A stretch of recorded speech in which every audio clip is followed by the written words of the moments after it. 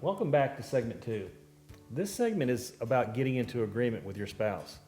Now, if you're married, then this is where this interaction begins, is right here. But if you're single and you don't have a spouse, it's easy to get into agreement with the Father. So just be prayerful and think about the words that you're choosing and how important they are, and just make that they're in agreement to the Spirit, and make sure that you're very comfortable with the words for your family. It's really important that you get into agreement with your spouse before you get the kids involved. The reason why is pretty simple, is your kids are smart and they will know if you guys are in agreement or not. And if you're not, they'll smell that out, and you know kids, they can use that against you, or they can play one off the other, and they can see if things just aren't right here. So it's really important that you go through this process. Now, getting to agreement is a matter of really taking the time. So as we wrote down our words, we talked about the vision for each of these words. What did it look like? What did it really mean? What does hospitality mean? How would we define it? How would we describe it? How would we teach it to our kids? And then what would be the evidence that we were actually living in hospitality? So as just one word, we just talked about it and talked around it, so we were clear on what hospitality meant and what we wanted it to look like in our family. It was important for me, if I didn't understand the definition of a word Bill wanted to include in that list, that I gave him an opportunity to define it so we together could understand the importance that it meant to our vision.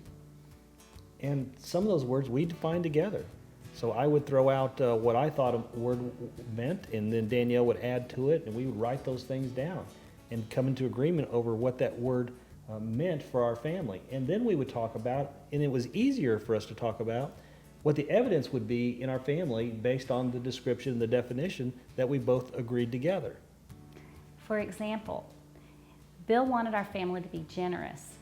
And after I understood that generosity was more than just giving your money away, but it was about giving your time and your talents, that became a very important word for me too. So what you might find in the process of getting to agreement is you might find that, you're kind of stuck here. And it's okay. In fact, we found ourselves in a couple of conversations kind of stuck. We couldn't clearly agree on the same thing or the same definition, so we stopped and we took some time.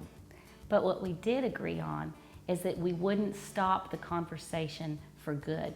We would always come back and work it out until we could come into agreement over at least 10 words.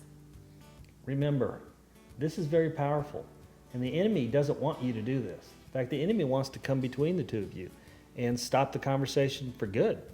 And you have to agree at the very beginning of this that you will not let the enemy come between your spouse and you in getting to agreement over words that really matter. Well, let me encourage you that this is more than worth it, and that you can do this. These words are important for you, your family, and the next generation. So see to it and be blessed.